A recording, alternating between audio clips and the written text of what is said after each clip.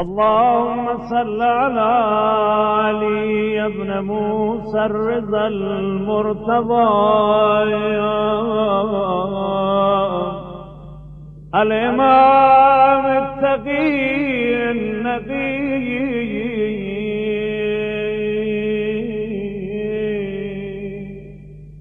وحجتك على من فوض الأرض ومن تحت الثرايا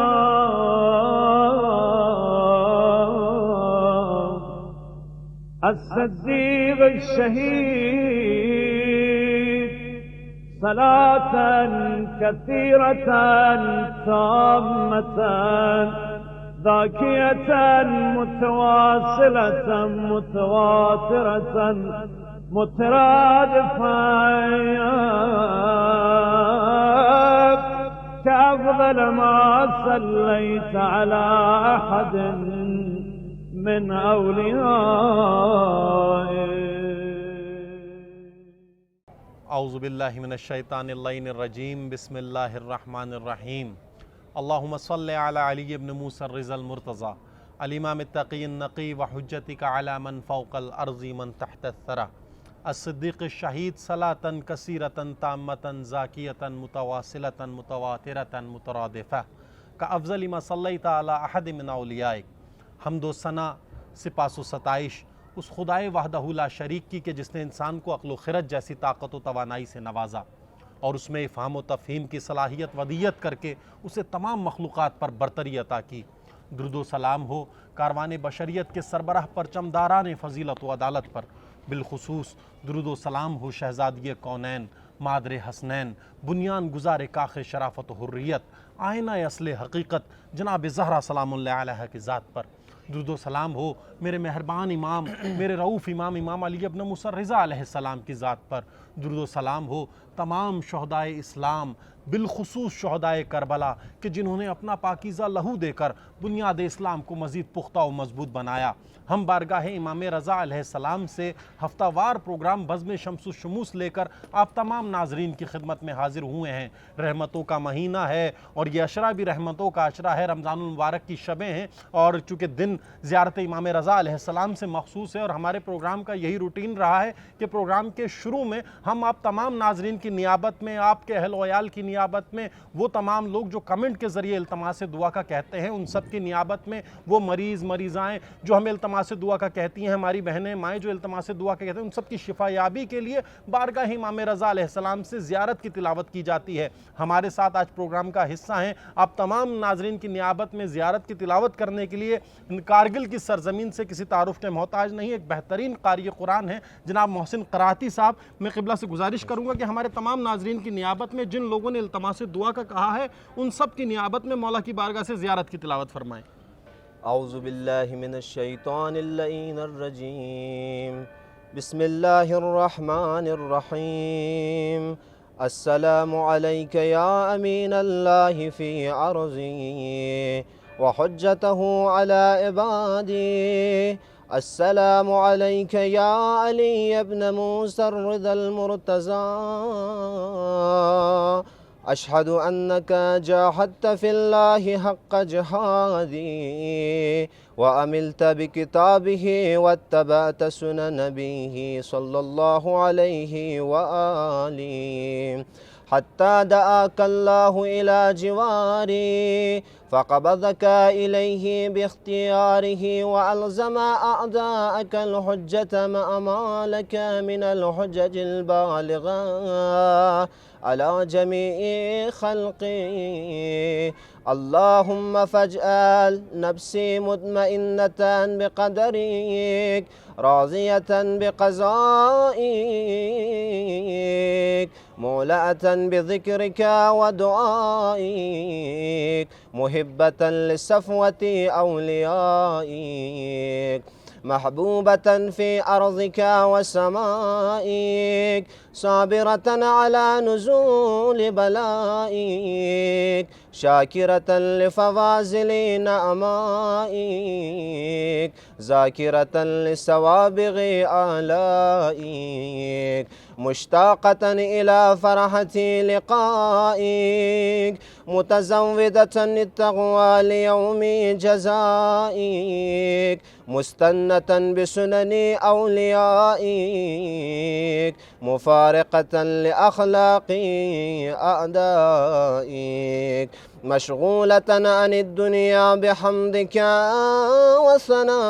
وثنائك اللهم إن قلوب المحبتين إليك والها وسبل الراغبين إليك شارعا وأعلام القاصدين إليك واضحا وأفئدة العارفين منك فازعا وأصوات الدائين إليك صائدا وأبواب الإجابة لهم مفتحة ودعوة من ناجاك مستجابا وتوبة من أناب إليك مقبولا وعبرة من بكى من خوفك مرهوما والإغاثة لمن استغاث بك موجودا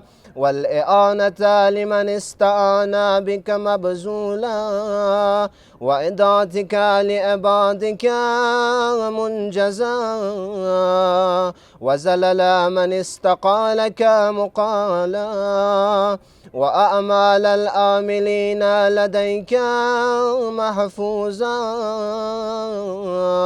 وأرزاقك إلى الخلائق من لدنك نازلا وأوائد المزيد إليهم واصلا وذنوب المستغفرين مغفورا وحوائج خلقك عندك مقضيا وجوائز السائلين عندك موفرا وأوائد المزيد متواترة وموائد المستدعمين معدا ومناهل الزماء مطرأ اللهم فاستجيب دعائي واقبل ثنائي واجمع بيني وبين أوليائي بحق محمد وعلي وفاطمة والحسن والحسين إنك ولي نعمائي ومنتهى منايا وغاية رجائي في منقلبي ومسواي أنت إلهي وسيدي ومولاي اغفر لأوليائنا وكف عنا أعداءنا واشغلهم عن أعداءنا وأزهر كلمة الحق وجعل العليا وأدهز كلمة الباطل وجعلها السفلى إنك على كل شيء قدير برحمتك يا أرحم الراحمين. یہ تھے قاری قرآن جناب قبلہ محسن قراتی صاحب جو آپ تمام مومنین کی نیابت میں مولا کی بارگاہ سے زیارت امین اللہ کی تلاوت فرما رہے تھے. ہم دعا گو ہیں مولا کی بارگاہ میں آپ تمام ناظرین کے لیے اور بالخصوص وہ تمام ناظرین جو ہمارا پروگرام مسلسل دیکھتے ہیں ان کے لیے دعا گو ہیں. ان کے مرحومین کے لیے ہم چاہیں گے کہ مولا کی بارگاہ سے اس ثواب کو اپنے مرحومین تک منتقل کریں. مولا ہماری زیارت کو اپنی بارگاہ میں قبول و منظور فرمائے اور ہمارے تمام مرحومین کی مغفرت فرمائے. مولا کی بارگاہ میں دعا گو ہیں اور شکر گزار ہیں قبلہ آپ کے کہ آپ نے وقت دیا اور ہمارے پروگرام کا حصہ بنے. بہت شکریہ قبلہ. ہم ایک بار پھر آپ تمام ناظرین کو بارگاہ ملکوتی امام رضا علیہ السلام میں خوش آمدید پیش کرتے ہیں، اور چونکہ زیارت کی تلاوت کی گئی، محسن قراتی صاحب نے آپ تمام مومنین کی نیابت میں زیارت کی، تو امام کی زیارت کا ذکر آیا ہے، تو حرم امام رضا علیہ السلام نے ہمارے تمام اردو ناظرین جو دنیا کے مختلف گوشہ و کنار میں ہیں ان کے لیے ایک ڈاکومنٹری بنائی ہے، امام کی زندگی کا مختصر سا خلاصہ ہے، وہ پیش کر رہے ہیں، آپ ناظرین انشاءاللہ مستفید ہوں گے۔ خورشید خراسان،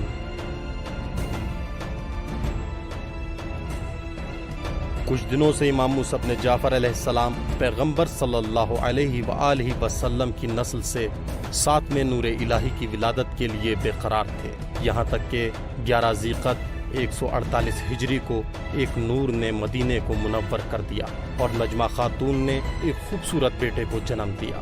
حضرت موسیٰ بن جعفر علیہ السلام نے اس کا نام علی رکھا کہ جنہیں بعد میں رضا کے لقب سے پکارا جانے لگا اور عالم آل محمد کے نام سے شہرت پائی۔ ہجرت کے 173 سال بعد صفاق حکومت کا اہل بیت علیہم السلام پر دباؤ جاری تھا کہ ہارون رشید کی چالوں سے زندان کی تنہائی میں امام موسیٰ کاظم علیہ السلام کو مسموم کر کے شہید کر دیا گیا۔ ان کے بیٹے علی نے جو اس وقت 35 سال کے تھے شیعوں کی رہبری کی باغ ڈور سنبھالی۔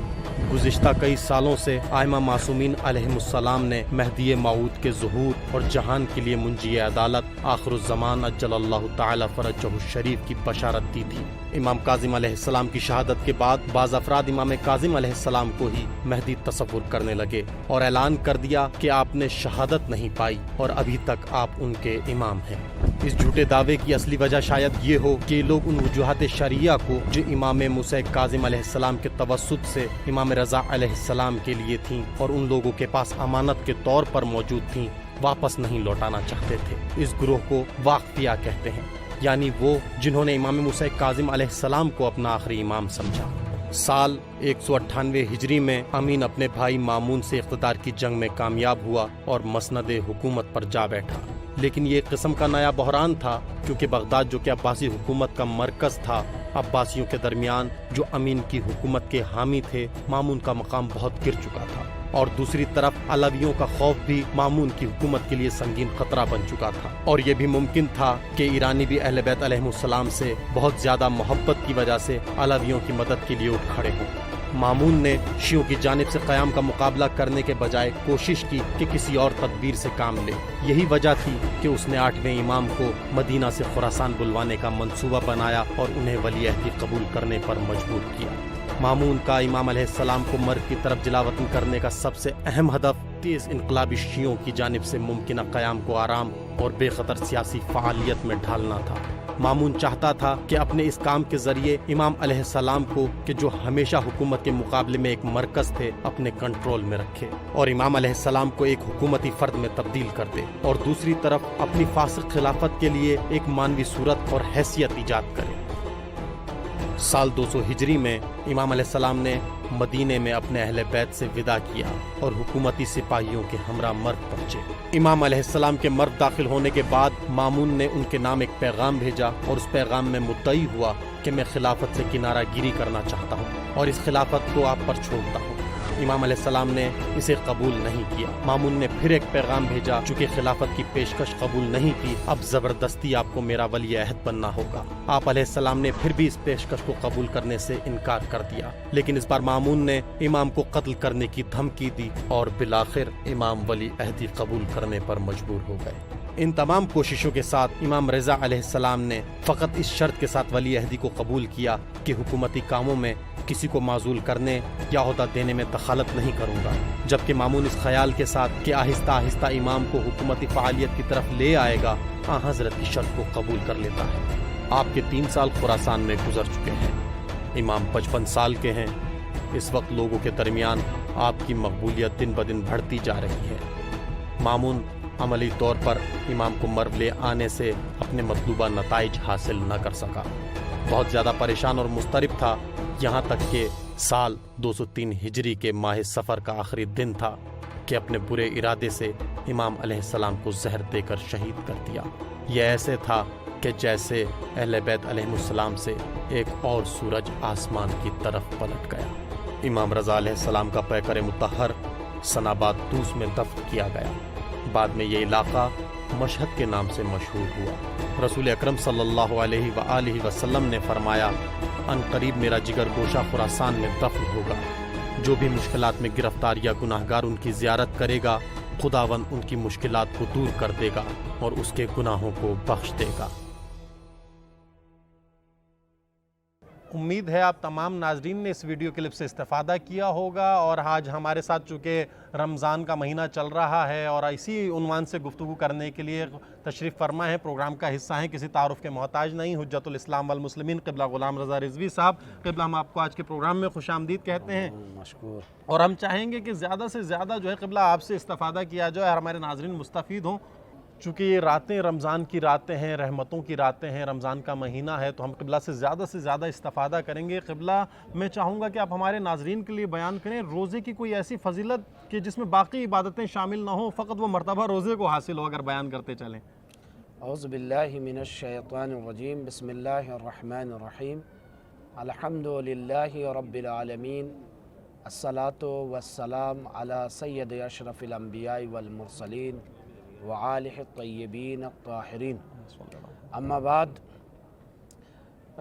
جیسا کہ آپ نے جو سوال پیش کیا کہ ایک ایسی فضیلت روزے کی بے شک کہ جس میں باقی عبادتیں شامل نہ ہوں جی، اور ایک الگ انفرادی فضیلت رکھتا ہو۔ دیکھیں، پروردگار عالم قرآن مجید میں اپنے نبی سے کہہ رہا ہے کہ اے میرے حبیب کہہ دو کہ یہ میری نماز، یہ میرا روزہ، یہ میری زندگی، یہ میری موت۔ قل ان صلاتی و نسکی و محیای و مماتی، بے شک بے شک کیا ہے؟ للہ رب العالمین، بے شک بے شک یہ سب کے سب اللہ کے لیے ہیں۔ یعنی پروردگار عالم کہہ رہا ہے اے میرے حبیب کہہ دو۔ تو جتنی بھی عبادتیں ہیں، چاہے وہ نماز ہو، بے شک چاہے وہ حج ہو، خدا کے لیے، چاہے وہ زکوٰۃ ہو، بے شک سب کے سب اگر آپ روایت پڑھیں تو ابن عباس رسول خدا صلی اللہ علیہ وآلہ وسلم سے روایت کرتے ہیں اور فرماتے ہیں کہ سمعت رسول اللہ، میں نے رسول خدا سے سنا، کیا سنا؟ یقول قال عز وجل، کہ اللہ فرماتا ہے کل عمل ابن آدم ہوا لہو، انسان کے جتنے بھی اعمال اور افعال ہیں، جتنی بھی وہ عبادتیں کرتا بے ہے، شک تمام اعمال وہ سب کے سب اعمال کیا ہے؟ لہو، خود اس کے لیے ہوتے ہیں۔ بالکل ایسا ہی، یعنی یہ نماز خود اس کے لیے، زکوٰۃ اس کے لیے بے ہے، شک ایسا ہی، خمس جو ادا کرتا ہے یہ اس کے اپنے انسان کے لیے، لیے، بالکل انسان کے لیے۔ وَهُوَ لِي وَأَنَا أُجْزِي بِهِ، لیکن ان تمام عبادتوں میں ایک روزہ ایسی عبادت ہے کہ جس کے لیے پروردگار کہہ رہا ہے کہ یہ میرے لیے ہے بے شک بے شک، اور میں ہی اس کی جزا دوں گا۔ کیا کہنا، سبحان اللہ۔ یعنی اگر آپ دیکھیں تو ساری عبادتیں یوں تو ختم ہوتی ہیں، ساری عبادتوں کی بنا اللہ کے لیے ہوتی ہے، تقرب الہی کے لیے انسان پڑھتا ہے، اس لیے نیت کرتا ہے قربتاً للہ، لیکن روزے میں اس قدر اخلاص پایا جاتا ہے کہ اللہ کہہ رہا ہے کہ یہ خاص طور سے میرے لیے ہے سبحان اللہ، اور میں ہی اس کی جزا دیتا ہوں۔ سبحان اللہ۔ البتہ ممکن ہے ناظرین کے ذہن میں ایک سوال یہ بھی آئے کہ نماز تو تمام اعمال سے بہتر ہے، بے شک نماز کے بارے میں روایت موجود ہے کہ اگر نماز قبول ہو گئی تو تمام افعال قبول ہو گئے، اگر نماز رد ہو گئی تو سارے اعمال بیکار ہو جائیں گے۔ تو پھر یہ روزہ اس سے افضل کیسے؟ دیکھیں اعتبار کا فرق ہے، ایک اعتبار سے حج تمام عبادتوں سے افضلیت رکھتا ہے، بالکل ایک اعتبار سے نماز تمام افعال اور اعمال پر افضلیت بے رکھتی شک ہے، ایسا ہی، اور اس اعتبار سے یعنی اخلاص کے اعتبار سے روزہ ہر جو ہے عبادت پر افضلیت رکھتا ہے۔ بے شک بے شک، سبحان اللہ سبحان اللہ، بے شک واقعاً قبلہ روزہ تمام اعتبار سے، کیونکہ آپ نے کہا کہ خدا مہمان نوازی کر رہا ہے اپنے بندے کی، اور اپنے بندے کو مہمان بنایا ہوا ہے، اور واقعاً یہ وہ مہینہ ہے کہ جس میں انسان روحانی غذا اور جسمانی غذا دونوں خدا اسے عطا کرتا ہے، کیونکہ میزبان جب بنتا ہے خدا، تو ظاہر سی بات ہے جب کوئی کسی کا میزبان بنتا ہے تو وہ اپنے مہمان کے لیے سب کچھ کرتا ہے، تو خدا نے بھی تمام دروازے کھول دیے ہیں اپنے بندوں کے لیے۔ میں چاہوں گا روزہ اتنی اہمیت کا حامل ہے تو گناہ نہ کرنے کی اتنی تاکید کیوں کی گئی فقط روزے میں؟ ہاں ماشاءاللہ، بہت بہترین سوال آپ نے کیا، اور میں سمجھتا ہوں کہ ماہ مبارک رمضان میں ایک ناظرین کے لیے ایک بہت ہی اہم سوال یہ ہے، اور وہ یہ کہ آپ نے سوال کیا کہ اتنی زیادہ گناہ نہ کرنے پہ اتنی تاکید کیوں ہے؟ دیکھیے، اگر آپ روایت پڑھیں تو روایت میں واقعاً یعنی تمام عبادتیں کرنے کے لیے اتنی زیادہ تاکید نہیں ہے جتنا گناہوں سے بچنے کے لیے. اور اس کی ایک علت، ایک وجہ یہ ہے کہ فرض کریں، میں ناظرین کی خدمت میں ایک مثال عرض کر دوں.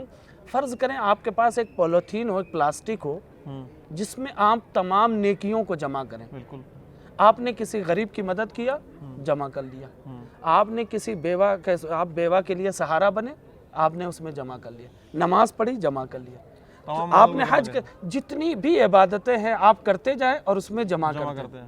لیکن اگر اس کے نیچے سوراخ ہو تو کچھ بھی اس میں آخر میں جب دیکھیں گے تو اس میں کچھ بھی نہیں بچے گا، ضائع ہو جائیں گے. سب کے سب جو ہے کیا کہتے ہیں، وہ تھیلی، وہ پلاسٹک آپ کو خالی نظر آئے گی. اسی طریقے سے گناہ بھی، آپ جتنی بھی اچھائیاں کرتے چلے جائیے، جتنے بھی اچھائیاں، نماز پڑھیے، روزہ رکھیے، حج کریے، زکوٰۃ کریے، دیجیے، خمس ادا کیجیے، تمام اچھائیاں انجام دیتے جائیے. لیکن اگر ایک گناہ بھی آپ نے کیا، اگر گناہ کبیرہ ہوا تو یہ ساری اچھائیوں پر پانی پھر جائے گا. لہٰذا اسی لیے روایات میں، احادیث میں معصومین کے زیادہ تاکید کی گئی. آپ کو یاد ہوگا حدیث کا مضمون ہے کہ گناہ تمام انسان کے ایمان کو اسی طرح جلا کر راکھ کر دیتا ہے، خاک کر دیتا ہے کہ جس طریقے سے آگ لکڑی کو جلا کر راکھ کر دیتی ہے. ماشاءاللہ ماشاءاللہ، جزاک اللہ. قبلہ، امید ہے ہمارے تمام ناظرین بھی استفادہ کر رہے ہوں گے، کیونکہ روزے کی آپ نے اتنی اہمیت بیان کی تو ہم نے یہی سوال تقی مہدوی صاحب سے پوچھا تھا کہ روزہ ایک ہی مہینے کے لیے کیوں ہے؟ اب نماز مسلسل انسان پڑھتا ہے اور مختلف اعمال ہے انسان جو مختلف روزمرہ ایام میں انجام دیتا ہے، عبادتیں، لیکن روزے کو مخصوص رمضان کے لیے کیوں کیا گیا؟ اسی سے متعلق ایک ویڈیو کلپ ہے جو تقی مہدوی صاحب نے جواب دیا ہے. قبلہ، ہم پیش کرتے ہیں تمام ناظرین کے لیے.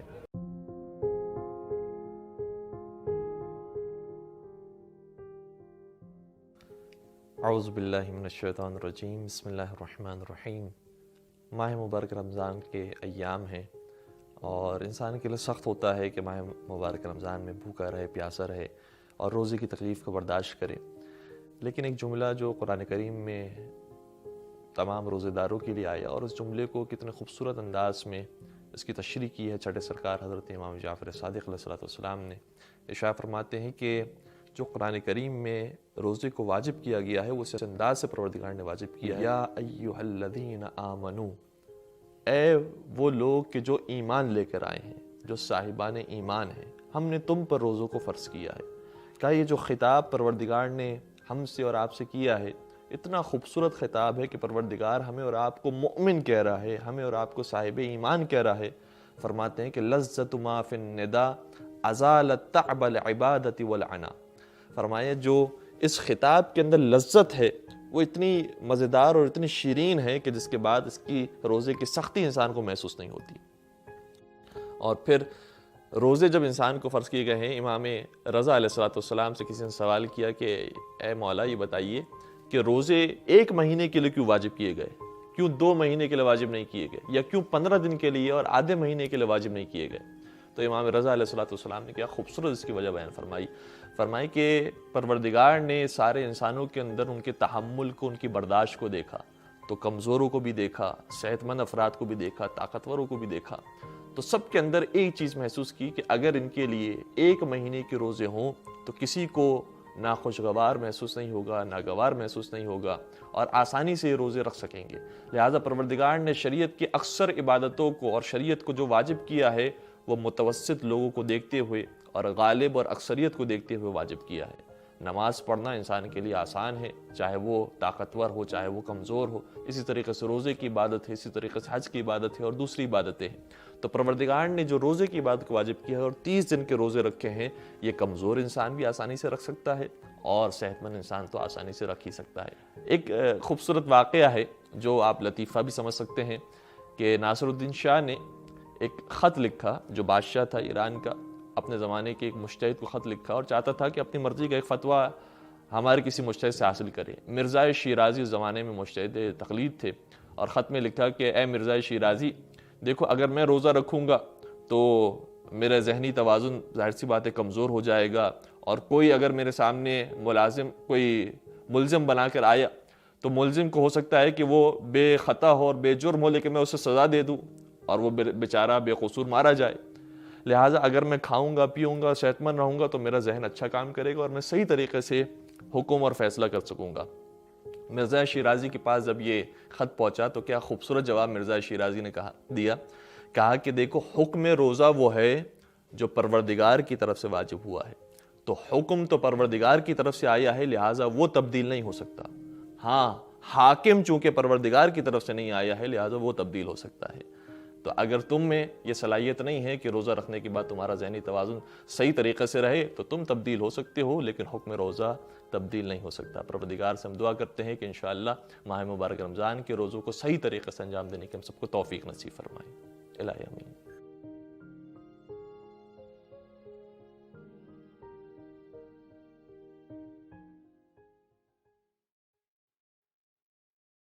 آغا میں چاہوں گا کہ آپ ہمارے ناظرین کو بتائیں کہ کیونکہ رمضان کا مہینہ، اس میں بہت ساری عبادتیں ہیں، بہت ساری اس کی فضیلتیں ہیں، ایک انتظار خود ایک فضیلت ہے۔ یہاں کہتے ہیں کہ عبد اور معبود دونوں منتظر ہیں۔ انتظار کی اہمیت کیا ہے اور یہ کیسا انتظار ہے جس کے بارے میں عبد و معبود دونوں منتظر ہیں؟ بے شک، دیکھیے یوں تو بہرحال پروردگار عالم نے انسان کو خلق کیا ہے اور بے انتہا اپنی مخلوق سے محبت کرتا ہے، بے شک، بے انتہا، یعنی کوئی گناہ بھی انجام دیتا ہے پھر بھی اس کو رزق دیتا ہے، بے شک، کوئی عبادت کرتا ہے تب بھی اس کو رزق دیتا ہے، کوئی اسے تسلیم کرتا ہے پھر بھی پروردگار اسے نوازتا ہے، اور جو اسے تسلیم نہیں کرتا اس کو بھی کسی نہ کسی بہانے سے رزق دیتا اور نوازتا ہے۔ بے شک، پروردگار اپنے مخلوق سے بے انتہا محبت کرتا ہے، اور اسی محبت کی وجہ سے جب انسان اس کی بارگاہ سے فرار ہو جاتا ہے، اس کی بارگاہ سے نکل جاتا ہے، یعنی سالوں گزر جاتے مسجد کا رخ نہیں کرتا ہے، مہینوں گزر جاتے ہیں کبھی بھی وہ سر کو سجدے میں نہیں رکھتا ہے، ایسی صورت میں جب انسان پروردگار عالم سے دور ہو جاتا ہے، اس کی بارگاہ سے نکل جاتا ہے، تو اب پروردگار منتظر رہتا ہے، خاص طور سے ماہ رمضان المبارک میں منتظر رہتا ہے کہ یہ عظیم برکتوں والا مہینہ آ گیا ہے تو میرا بھاگا ہوا بندہ پلٹ کر میرے بارگاہ میں، یعنی خدا منتظر کرتا ہے اپنے بندے کا، اپنے بندے کا انتظار کرتا ہے کہ اس مہینے میں ممکن ہے کہ میرا یہ بندہ پلٹ آئے میری بارگاہ میں۔ سبحان اللہ، سبحان اللہ۔ اچھا، بندہ کس چیز کا؟ چونکہ رحمتوں کا مہینہ ہے، برکتوں کا مہینہ ہے، بخشش اور مغفرت کا مہینہ ہے، لہٰذا بندہ جو ہے منتظر رہتا ہے کہ یہ عظیم مہینہ آئے اور میں سجدہ ریز ہوں اور پروردگار ہمارے گناہوں کو معاف کرے، یعنی خدا بھی منتظر رہتا ہے کہ میرا یہ جو بندہ گناہوں کی طرف جا چکا ہے وہ میری بارگاہ میں پلٹ کر آئے، اور بندہ منتظر رہتا ہے کہ خدا کی رحمتوں کا مہینہ آئے، خدا کی مغفرت کا مہینہ آئے تاکہ میری مغفرت ہو سکے اور میں اپنے گناہوں کی معافی مانگ سکوں۔ سبحان اللہ، سبحان اللہ، جزاک اللہ۔ ہم دعا گو ہیں، نائب الزیارہ ہیں تمام ناظرین کے لیے جو ہمارے پروگرام کا حصہ بنے ہوئے ہیں، مسلسل ہمارا پروگرام دیکھتے ہیں، اور وہ تمام چینلز جو ہمارے ساتھ تعاون کرتے ہیں، قبلہ مختلف چینلز ہیں جو ہمارا پروگرام نشر کرتے ہیں اپنے چینل سے، ہم سب کے لیے دعا گو ہیں، اور آپ سے بھی یہی التماس ہے کہ ہمارے تمام ناظرین کو اپنی دعاؤں میں یاد رکھیے گا، مولا کی بارگاہ میں جائیں تو ہمارے تمام ناظرین کے لیے دعا فرمائیے گا۔ قبلہ چونکہ میں بہت کم حائل رہوں گا آپ کے اور ناظرین کے درمیان، میں چاہوں گا کہ ماہ رمضان کے کچھ خاص اعمال اگر ہمارے ناظرین کے لیے بیان کرتے چلیں۔ دیکھیں، ماہ رمضان یوں تو عبادت کی بہار کا مہینہ ہے، بے شک، قرآن کی تلاوت جو کبھی نہیں کرتے ہیں وہ ماہ رمضان المبارک میں ضرور کرتے ہیں، نمازیں، روزے، بہت ساری عبادتیں ہیں جو ماہ رمضان میں جو ہے کیا کہتے ہیں لوگ انجام دیتے ہیں، لیکن ایک خاص عمل ہے کہ جو بے حد تاکید کی گئی ہے ماہ رمضان المبارک میں، بالکل، وہ ہے کیا؟ استغفار۔ بے شک، بے شک، اور اس کا فائدہ بھی ہے وہ افراد کہ جو اس لائق نہیں ہیں، مثلا وہ افراد کے جو بوڑھے ہو چکے ہیں اور اس لائق نہیں کہ زیادہ دیر تک بیٹھ کر قرآن کی تلاوت کر سکیں، زیادہ نمازیں پڑھ سکیں، رکوع اور سجدے کر سکیں، ایسے افراد کے لیے خاص طور سے بہترین عبادت ہے، چلتے رہیں، پھرتے رہیں، اٹھیں، بیٹھیں، جہاں بھی جائیں وہاں پر بھی یہ عظیم عبادت چاہے تو انجام دے سکتے ہیں، اور وہ ہے استغفار، یعنی چلتے پھرتے زبان سے استغفر اللہ ربی واتوب الیہ پڑھتے رہے، یہ عظیم عبادت ہے، ذکر پروردگار میں انسان مشغول رہے۔ اسی طریقے سے ایک ہے صدقہ، यूं तो सदका साल के तमाम अय्याम में वाकई सबसे बेहतरीन इबादत और सबसे बेहतरीन अहमियत का बहुत ही ज़्यादा अहमियत का हामिल है, लेकिन माह रमज़ानुल मुबारक में इसका सवाब उस साल के अय्याम से कई गुना ज़्यादा बढ़ जाता है। लिहाजा ये दो अजीम इबादतें हैं, एक इस्तिग़फ़ार और दूसरा सदका, कि हर कोई इसे अंजाम दे सकता है। इसके लिए न ज़्यादा ताकत की ज़रूरत है, न इंसान के लिए जवान और बूढ़े होने की कोई वो है। जब जिस वक्त इंसान चाहे उसको मौका और फराहम हो, उस वक्त वो जो इस इबादत को अंजाम दे सकता है। सुभान अल्लाह, सुभान अल्लाह, माशाल्लाह, जज़ाकल्लाह क़िबला। और उम्मीद है हमारे तमाम नाजरीन मुसलसल इस्तिफ़ादा कर रहे हैं। क़िबला से हमारा प्रोग्राम जो है महदूद वक्त का होता है, और चूँकि आप जानते हैं क़िबला हमारे साथ हमेशा प्रोग्राम में आप शरीक रहें। मैं चाहूँगा, क्योंकि इख्तिताम में प्रोग्राम चल रहा है हमारा, मैं चाहूँगा हमारे तमाम नाजरीन के लिए, चूँकि तमाम इबादतें कोई ना कोई उसमें दर्स पोशीदा है, कोई सबक पोशीदा है, रोज़े में कौन सा ऐसा दर्स पोशीदा है हमारे नाजरीन के लिए बयान करते चलें। जी देखिए, रोज़े के जो दर्स हैं वो वाक़ई हम लोग दोहराते हैं, एक ऐसा जुमला जिसके तकरीबन माह रमज़ानुल मुबारक में हर दिन इफ्तार के वक्त दोहराते हैं, जिसमें पूरे रोज़े का खुलासा हुआ है कि रोज़ा हमें क्या सबक देता है, रोज़े से हमें क्या हासिल करना चाहिए। और वह दुआ है अल्लाहुम्मा लका सुमतो, क्या बात, ऐ मेरे परवरदिगार मैं तेरे लिए रोज़ा रखता हूँ। बेशक, यानी क्या, यानी इखलास, क्या अल्लाहुम्मा लका सुमतो व अला रिज़्क़ का अफ्तर तो, और तेरे दिए हुए रिज़्क़ से इफ्तार करता हूँ। यानी इखलास के साथ साथ रज़्ज़ाक़ियत परवरदिगार का इक़रार करना, सुभान अल्लाह, व अलैका तवक्कल तो, तवक्कुल पर, और मैं मेरे परवरदिगार मैं तेरे ऊपर तेरी ज़ात पर तवक्कुल करता हूँ, भरोसा करता हूँ। यानी मेरा मलजा और मावा सिर्फ तू है। बेशक। अगर इस एक छोटे से जुमले पर जिसकी हम इफ्तार में तिलावत करते हैं अगर गौर कर लें तो 3 अहम दर्स है रोज़े के। एक, इखलास, इबादतों में इखलास होना। दूसरे, अल्लाह के जिसने हमको पैदा किया है और आज तक रिस्क दे रहा है उसकी रज़्ज़ाक़ियत का इकरार करना। और तीसरे, परवरदिगार आलम पर तवक्कुल करना चाहिए। देखिए, हमारा जो भरोसा है, एतमाद है, जितना परवरदिगार आलम पर बढ़ता चला जाएगा उतने ही ज़्यादा परवरदिगार आलम हमको नवाजता चला जाएगा। देखिए, जो है हम लोग माह रमज़ानुल मुबारक में कोशिश ये करते हैं कि हम दूसरों को इफ्तारी दें ताकि ये सवाब भी हमारे नाम अमाल में लिखा जाए। लेकिन अगर आप देखें सीरत अहले बैत को, बहुत से ऐसे भी अफराद हैं जो सिर्फ नाम और नमूद के लिए ये काम करते हैं कि लोग ये कह सके कि मैं बहुत पैसे वाला हूँ, मैं बहुत से लोगों को इफ्तारी देता हूँ, बहुत से लोगों को खाना खिलाता हूँ, मेरे दस्तरखान पे करोड़ों लाखों लोग बैठते हैं और इस्तिफ़ादा करते हैं। लेकिन अगर आप सीरत अहले बैत में इसको मुलाहज़ा करें तो यकीन जाए कि आपने देखा होगा कि जब अहले बैत हज़रत फ़ातिमा ज़हरा सलामुल्लाह अलैहा हसनैन 3 दिन तक रोज़ा थे, और उसके बाद कभी मिस्कीन बनकर कभी यतीम बनकर लोग आते रहे और अहले बैत अपने सामने जो कुछ उनके सामने मौजूद था वो देते रहे और पानी से इफ्तार किया। खूब इफ्तार किया। अहले बैत ने ये जो काम किया ये दिखाने के लिए नहीं कि हमारे पास पड़ोस के जो अफराद हैं वो जान जाए कि हमने जो है दिया है यतीमों को, मिस्कीनों को, ठीक है, मुसाफिरों को हमने दिया है, नहीं बल्कि इन्नमा नुतइमुकुम लिवजहिल्लाह, सुभान अल्लाह, सुभान, यानी अहले बैत ने जो कुछ दिया है वो सिर्फ अल्लाह की रज़ा के लिए, अल्लाह की रज़ा हासिल करने के लिए, अल्लाह की खुशनुदी की खातिर।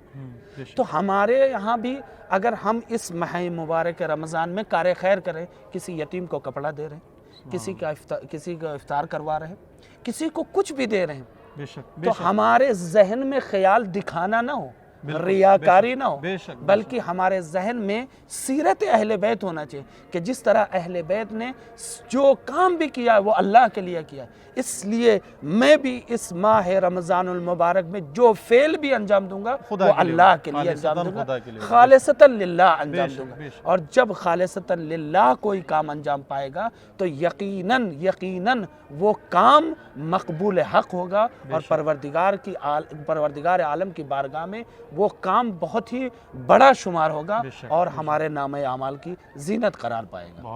بہت شکریہ قبلہ کہ آپ نے وقت دیا اور ہمارے پروگرام کا حصہ بنے۔ ہم شکر گزار ہیں آپ کے، اور انشاءاللہ ہم مزاحم ہوتے رہیں گے، آپ کو دعوت دیتے رہیں گے، اور ہمارے تمام ناظرین بھی انشاءاللہ قبلہ سے استفادہ کریں گے۔ قبلہ بہت شکریہ کہ آپ ہمارے پروگرام کا حصہ بنے، ہم شکر گزار ہیں قبلہ۔ ممنون اور مشکور ہوں میں بھی کہ آپ نے مجھے دعوت دی اور ناظرین نے اس سلسلے سے کچھ استفادہ کیا۔ میں بہت شکر گزار ہوں، اور آپ تمام حضرات کے لیے دعا گو ہوں کہ پروردگار عالم بحق امام رضا علیہ الصلاۃ والسلام آپ کو شاد و خوشحال رکھے۔ یہ تھے حجت الاسلام والمسلمین قبلہ سید غلام رضا رضوی صاحب، جو آپ تمام ناظرین سے مخاطب تھے، اور امید ہے آپ تمام ناظرین نے استفادہ کیا ہوگا۔ یہ مہینہ رحمتوں کا مہینہ ہے، مغفرت کا مہینہ ہے، آتش جہنم سے نجات کا مہینہ ہے، اور ہم پر لازم ہے کہ ہم اس مہینے میں ویسے بنیں جیسا خدا چاہتا ہے، اور واقعاً توکل بر اللہ، خدا پر توکل کرنا، خدا کی ذات سے اپنے ہر عمل کو منسلک کرنا، یہی ہمارے لیے باعث نجات اور معصومین کی خوشنودی کا باعث بنے گا۔ اسی کے ساتھ اپنے میزبان شمس جعفری اور حرم امام رضا علیہ السلام کی اردو ٹیم کو اجازت دیجیے۔ انشاءاللہ اگلے ہفتے ایک نیا پروگرام لے کر آپ تمام ناظرین کی خدمت میں حاضر ہوں گے۔ تب تک کے لیے خدا حافظ۔